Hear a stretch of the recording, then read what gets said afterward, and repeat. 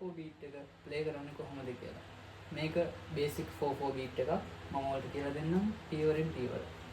ඉස්සෙල්ලම hi hats 1 2 3 4 1 2 3 4 1 2 3 4. ඊට පස්සේ අපි snare එක add කරගන්නවා.